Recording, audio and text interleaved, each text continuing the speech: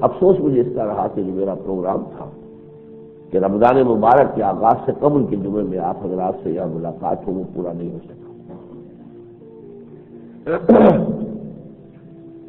میں نے ایک جو آیات اس وقت تلاوت کی ہے اور دو احادیث آپ کو سنائی ہے، اصل میں عظمت سیام و قیام رمضان مبارک کا مضمون کسی ایک تقریب میں سمویا نہیں جا سکتا۔ آج میں اختصار کے ساتھ کچھ آؤٹ لائنز دے رہا ہوں نصف اول کی، نصف ثانی جو ہے اس مضمون کا جو اصل کلائمیکس ہے انشاءاللہ اگلے جمعے میں بیان کروں گا۔ دیکھیے، سب سے پہلی بات یہ نوٹ کرنے کی ہے کہ صوم کا لفظ یا سیام کا لفظ عربوں میں پہلے سے ایک ان کی زبان کا لفظ تھا کہ کس معنی میں مستعمل تھا۔ اس سیام یا صوم روزے کی عبادت سے عرب ناواقف تھے۔ یہود کے ہاں پھر بھی کچھ روزے تھے، یوم عاشورہ کا روزہ جو اور روزہ، ان کے قوانین روزے کے مختلف تھے، قواعد مختلف تھے، لیکن یہودی جو ہے وہ اس لفظ سے واقف تھے، اس عبادت کو جانتے تھے۔ لیکن مکے والے لوگ، عرب کے عام لوگ وہ بالکل واقف نہیں تھے، تو ان کے ہاں لفظ صوم کس معنی میں تھا؟ لغتاً صوم کہتے ہیں رک جانے کو، کہ جتنے بھی داعیات ہیں انسان کے اندر، حیوانی داعیات، کھانا چاہیے پیٹ بھرنے کو، پانی پینا چاہیے پیاس بجھانے کو، آرام چاہیے، جنسی ایک جذبہ ہے اس کی تسکین چاہیے، نیند چاہیے، یہ وہ تمام جو تقاضے ہمارے حیوانی وجود کے ہیں ان میں سے کسی سے رک جانا، کسی بنا پر یہ صوم ہے۔ اور عربوں کے ہاں ایک رواج تھا کہ وہ اپنے گھوڑوں کو یہ صوم کرواتے تھے یا صوم رکھواتے تھے، اس لیے کہ آپ کو معلوم ہے کہ ان کے ہاں جو ہے غارت زری، لوٹ مار یہ تو عام تھی، سوائے وہ اشہر حرم کے وہ 4 مہینے کے جن کو حرمت حاصل تھی حج اور عمرے کی عبادت کے لیے، باقی جو 8 مہینے ہیں تو وہ تو ہر وقت ان کے ہاں خانہ جنگی ہوتی تھی، لوٹ مار۔ اب اس لوٹ مار میں اور خانہ جنگی میں ایک حیوان تو ان کے پاس ایسا تھا، اونٹ، کہ جو ان کی آب و ہوا سے مطابقت رکھتا تھا، اسے ہفتے بھر کھانے پینے کو نہ ملے، پانی کوئی پرواہ نہیں، اس کے اپنے اندر اسٹور ہوتا ہے، شدید ترین دھوپ ہے اسے کوئی پرواہ نہیں، وہ بڑی ہی سمجھیے کہ تیز آندھی آ رہی ہے وہ اپنا منہ ریت کے اندر دے کر کھڑا ہے، اسے دھوپ کچھ کہتی ہے نہ ہوا کہتی ہے۔ لیکن یہ گھوڑا، جنگ میں ضرورت ہوتی ہے گھوڑے کی، اس لیے کہ چھاپا مارو اور بھاگو، یہ ہے طریقہ، لہٰذا اس کے لیے ضرورت ہے گھوڑے کی، اور گھوڑا جو ہے وہ نازک جانور ہے۔ اب وہ اپنی نزاکت کی وجہ سے عین حالت جنگ میں جواب دے جائے، بھوک کو برداشت نہ کر سکے، پیاس کو برداشت نہ کر سکے، یا گرمی کو برداشت نہ کر سکے، تو شامت کس کی آئے گی؟ وہ تو اس کے سوار کی شامت آئے گی۔ لہذا وہ اپنے گھوڑے کو عادی بناتے تھے، بھوکا رکھیں، پیاسا رکھیں انہیں، پھر یہ کہ عرب جو ہے اپنا منہ سر تو لپیٹ لیتا تھا کپڑے میں، اور جدھر سے تیز گرم ہوا آ رہی ہے لو، ادھر منہ کر کے گھوڑے کا کھڑا رہتا تھا پکڑ کر اس کو، تاکہ وہ اس کے اندر عادت پیدا ہو جائے اس گرم لو کو جو ہے برداشت کرنے کی، اس کی عادت کی، اپنا اس نے کپڑا اپنا لپیٹ کر بندوبست کر دیا۔ اس معنی میں یہ لفظ صوم مستعمل تھا، اس کو قرآن مجید نے اس عبادت کے لیے اختیار کر دیا ہے۔ یہ بات اچھی طرح واضح ہے کہ ظاہر بات ہے قرآن مجید عربی مبین میں نازل ہوا، عربی زبان پہلے سے موجود تھی، لیکن یہ کہ اس میں اللہ تعالیٰ نے پک اینڈ چوز کیا ہے کون سا لفظ کس مقصد کے لیے اختیار کر دیا جائے۔ اب اس میں ایک مشابہت بھی پیدا ہو جاتی ہے کہ جیسے عربوں کا یہ روایت تھا کہ گھوڑوں کو تیار کرنے کے لیے، جنگوں کے لیے وہ یہ صوم رکھواتے تھے ان سے، ایسے ہی اس صوم کی عبادت کا ذکر جو ہے سورہ بقرہ کے 23ویں رکوع میں آیا ہے، اور 24ویں رکوع میں قتال فی سبیل اللہ کا حکم آ گیا، گویا کہ وہی ترتیب ہے، قاتلوا فی سبیل اللہ الذین یقاتلونکم، جنگ کرو اللہ کی راہ میں ان سے جو تم سے جنگ کر رہے ہیں، قاتلوا فی سبیل اللہ وقاتلوہم حتی لا تکون فتنۃ ویکون الدین للہ۔ اے مسلمانوں، اب تمہاری اس دعوت اور تحریک کا وہ مرحلہ شروع ہو رہا ہے جس میں جنگ تمہیں کرنی ہوگی، تو گویا کہ یہاں بھی وہ تمہید جو ہے اس قتال فی سبیل اللہ کے حکم سے پہلے یہ کتب علیکم الصیام، تم پر روزے فرض کیے گئے، تو یہ ایک مناسبت جو ہے اس کے اندر قائم ہو جاتی ہے۔ البتہ جو پہلی آیت ہے فرضیت روزے کے ضمن میں، اس میں مقصود جو ہے روزے کا وہ تقویٰ قرار دیا گیا. یا ایھا الذین آمنوا کتب علیکم الصیام کما کتب علی الذین من قبلکم لعلکم تتقون. اے ایمان والو تم پر بھی روزہ رکھنا فرض کیا گیا ہے جیسے کہ تم سے پہلے کی امتوں پر فرض تھا، یہود پہ تھا جیسا کہ وجہ کیا ہے، تاکہ تمہارے اندر تقویٰ پیدا ہو جائے. اب یہ تقویٰ کے ساتھ اس کی کیا مناسبت ہے؟ وہ بات بھی بڑی آسانی سے سمجھ میں آ جاتی ہے، جسے ہم کہتے ہیں ضبط نفس، سیلف کنٹرول. یہ ایک ہمارے داعیات حیوانی ہے جو تقاضے ہیں جسم کے. اگر یہ زیادہ زوردار ہوں اور ہم ان کو اپنے قابو میں نہ رکھ سکیں تو گویا کہ ہم ان کے ہاتھ میں کھلونا بن جائیں گے. ایک وقت میں بھوک اتنی پریشان کر رہی ہے ہمیں کہ ہم جا رہے تھے کسی اور کام کے لیے، کوئی پیش نظر مقصد تھا، بھوک کی وجہ سے رہ گئے، نہیں جا سکتے. یا یہ کہ کوئی بہت اہم مشن پر جا رہے تھے، پیاس نے اس طریقے سے آ کر بے حال کیا ہے کہ وہ مشن چھوڑنا پڑ گیا. تو ظاہر بات ہے کہ جب تک انسان جو ہے ان چیزوں پر قابو یافتہ نہ ہو، اپنے ان تقاضوں کو اپنے کنٹرول میں رکھ سکے. اس سے بھی آگے بڑھ کر یہ ہے کہ نفس تو لذت مانگتا ہے، پر چیزیں وہ شراب کا تقاضا کر رہا ہے، شراب تو حرام ہے. اب کیسے آپ اپنے آپ کو روکیں گے؟ اگر آپ نے اپنے اس نفس کو قابو میں نہیں کیا ہوا ہے تو وہ تو آپ سے اپنی منمانی کرا دے گا. اسی لیے کہا ہے قرآن مجید میں 2 مقامات پر، ارأیت من اتخذ الہہ ہواہ، کہ آپ نے دیکھا اس شخص کو جس نے اپنی خواہش نفس کو ہی اپنا الہ اور معبود بنا لیا. جب اپنے خواہش نفس کو پورا کرنے پر تم تل جاتے ہو بغیر یہ دیکھے ہوئے کہ جائز بھی ہے کہ نہیں، جائز ناجائز کا فرق مٹا دیا اور نفس کا تقاضا پورا کیا تو معلوم ہوا تمہارا معبود نفس ہے، تم نفس کے پجاری ہو. اس حوالے سے واقعتاً جب تک کہ ہم اپنے اس نفس کے اوپر قابو نہ کر سکیں، ایک تو یہ کہ اس کے جتنے تقاضے ہیں ان کو حلال ذرائع سے پورا کریں، حرام میں منہ نہ مارنے دیں. کسی کو حلال ذرائع نہیں مل رہے ہیں تو برداشت کریں. یہ برداشت کا مادہ اگر نہیں ہے تو ہم کو دنیا میں اونچا کام نہیں کر سکتے، بڑا کام نہیں کر سکتے.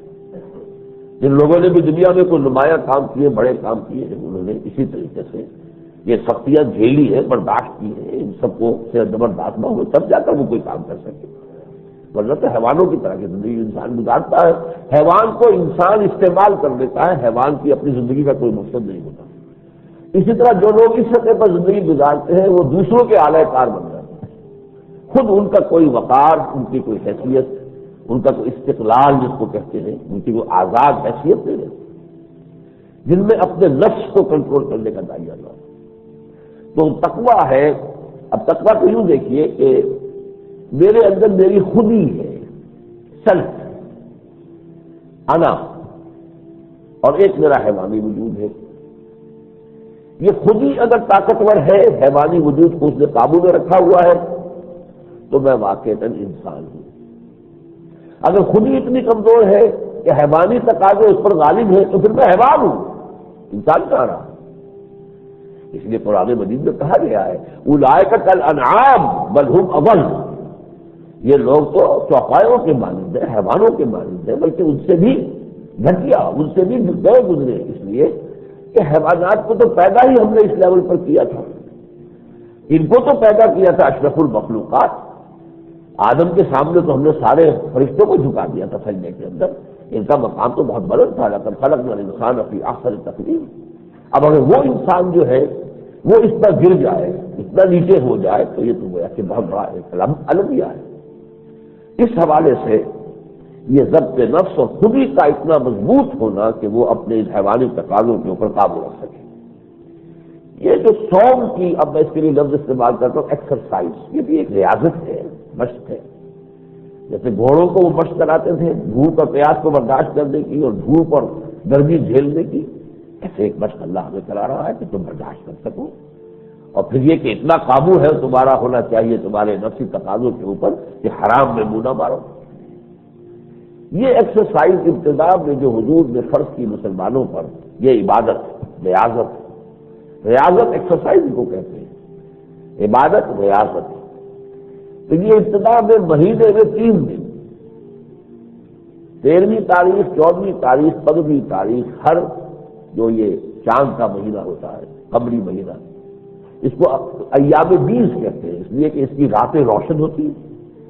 13ویں رات کا چاند 14ویں رات کا چاند تو مکمل ہوتا ہی ہے، 15ویں رات کا بھی ایک ہی دن ابھی گزرا ہے، تو ان کو ایام 20 کہتے ہیں، وہ دن جس کی راتیں بڑی روشن ہوتی، ابیض کی جمع 20، سفید راتوں والے دن، کالی راتوں والے نہیں، سفید راتوں والے دن، تو 3 دن کے ہر مہینے میں، کیونکہ ایک دم اگر فرض کیجئے کہ یہ روزے فرض کر دیے جاتے، ابھی کوئی عادت تھی نہیں، اور آتے ہی فوراً وہ گرمی میں آ جاتے تو گرمی کے موسم میں 30 روزے مکمل کرنا جو ہے، جب تک کہ اس کی کوئی عادت نہ ہو چکی ہو، تو پہلے آپ نے جیسے ہی آپ مدینے تشریف لائے آپ نے ہر مہینے میں 3 روزے رکھنے کا حکم دے دیا، اسی لیے فرمایا ایام معدودات، یہ گنتی کے چند دن ہیں، یہ معدودات اور معدودہ کا لفظ عربی زبان میں 10 سے کم پر آتا ہے، 10 سے زیادہ جو ہے وہ معدودات نہیں رہتے، اب 30 جو ہے وہ کوئی گنتی کے دن تو نہ ہوئے، 30 تو اچھا میری تعداد ہے، ان کے لیے فرمایا، اور اس میں کچھ رعایتیں بھی رکھی، اگر تم بیمار ہو یا سفر پر ہو تو دوسرے دنوں کے اندر اس کی عدت پوری کر لو، تعداد پوری کر لو،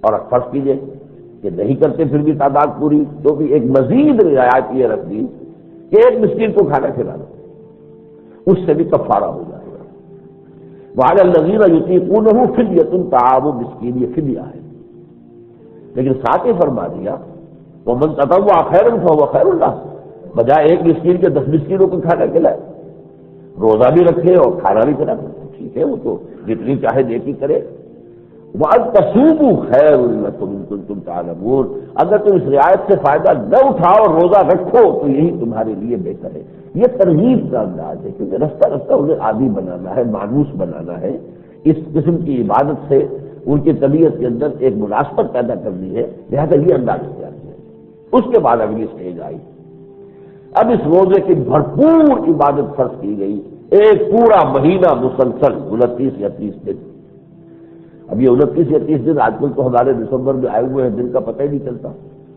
وہ کب شروع ہوا کب ختم ہوا، نہ تو بھوک ہے نہ پیاس ہے، لیکن یہی جولائی اگست اور مئی اور جون میں بھی تو آئے تھے نا، اس میں تو جان پر بن جاتی انسان، تو ظاہر بات ہے کہ اس کے لیے بڑے اہتمام کے ساتھ حکم دیا گیا، اور مہینہ کون سا ہو،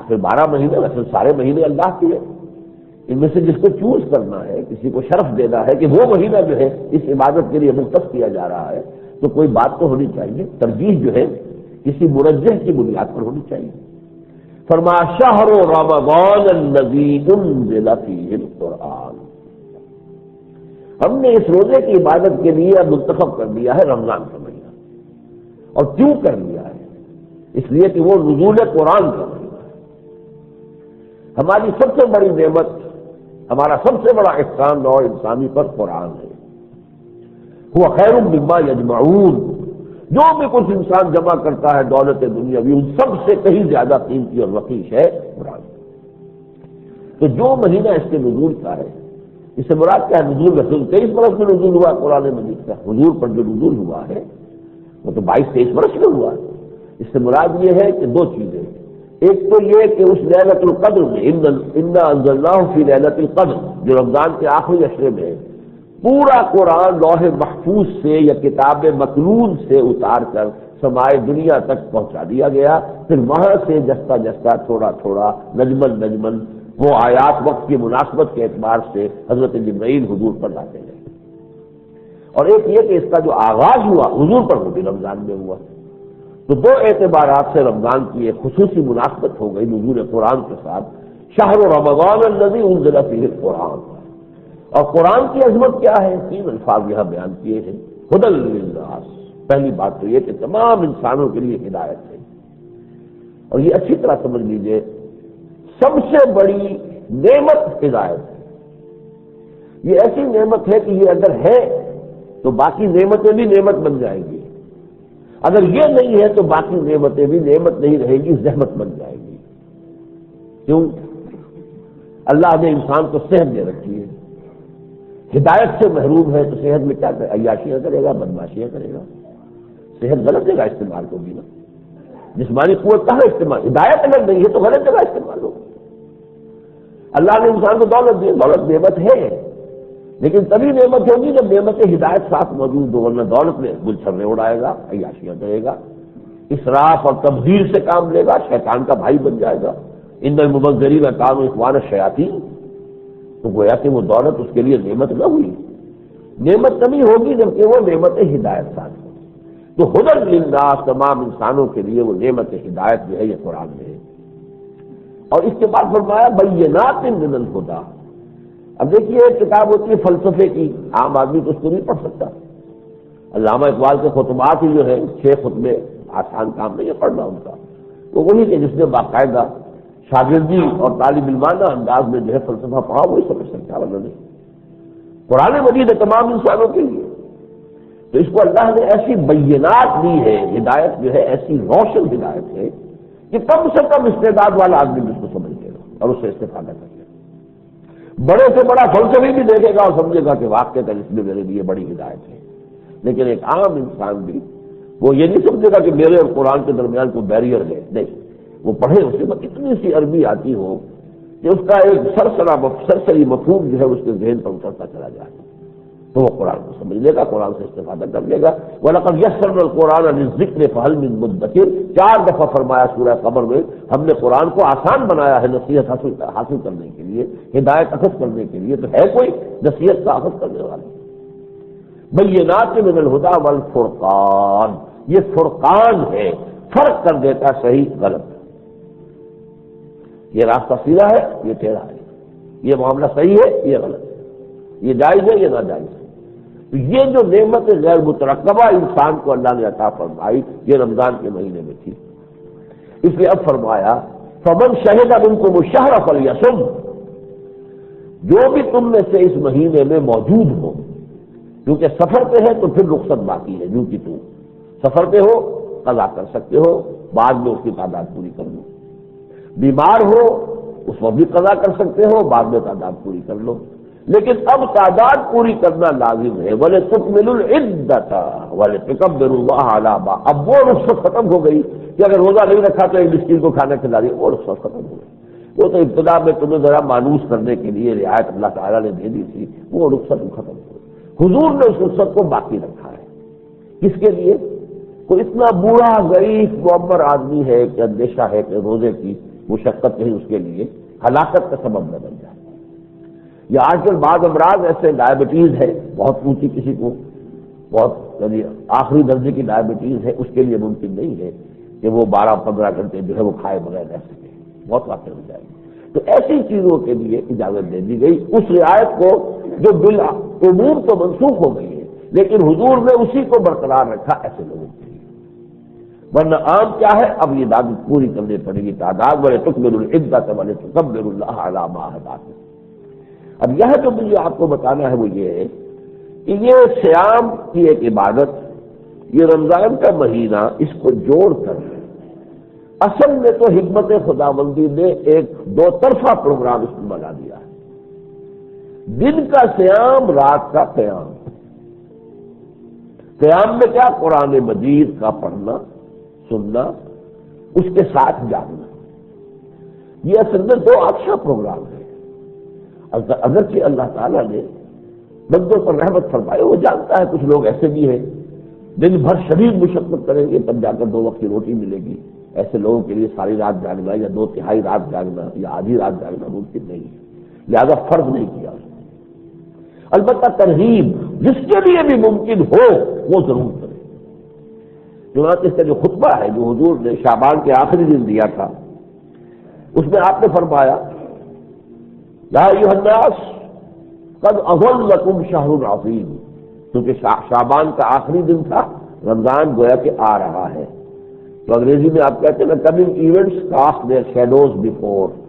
آنے والے واقعات جو ہے ان کا پہلے کچھ عکس پڑنا شروع ہو جاتا ہے. بالکل حضور نے وہی الفاظ استعمال کیے ہیں، قد اظلکم، تم پر سایہ کر لیا ہے رمضان نے. قد اظلکم شہر عظیم، عظمتوں والا مہینہ ہے. شہر المبارک، بڑی برکتوں والا مہینہ. شہر فیہ لیلۃ خیر من الف شہر، وہ مہینہ جس میں ایک رات وہ ہے جو 1000 سالوں سے 1000 مہینوں سے افضل ہے. اس کے بعد فرمایا جعل اللہ صیامہ فریضۃ وقیام لیلہ تطوعا. اللہ تعالیٰ نے اس کے اندر یہ 2 پروگرام رکھ دیے ہیں، دن کے اندر روزہ رکھنا اور اس کی راتوں میں کھڑے رہنا. یہ ہے قیام اللیل کا لفظ آیا ہے. اور یہ دونوں چیزیں احادیث نبویہ میں اس طریقے سے مساوی اور متوازی آئی ہے. میں نے حدیثیں سنائی ہیں شروع میں. متفق علیہ روایت ہے بخاری اور مسلم دونوں کی، اور یہ حضرت ابو ہریرہ اس کے راوی ہے رضی اللہ تعالی عنہ. عن ابی ہریرہ رضی اللہ عنہ قال قال رسول اللہ صلی اللہ علیہ وسلم من صام رمضان ایمانا واحتسابا غفر له ما تقدم من ذنبه ومن قام رمضان ایمانا واحتسابا غفر له ما تقدم من ذنبه. من صام رمضان، من قام رمضان. اب آپ دیکھ رہے ہیں الفاظ کے اندر، اس کے ترکیب کے اندر، اس کے صوتی آہنگ میں بالکل مساوی پیرلل ہے، بالکل متوازی. جس نے روزے رکھے رمضان کے، اللہ تعالیٰ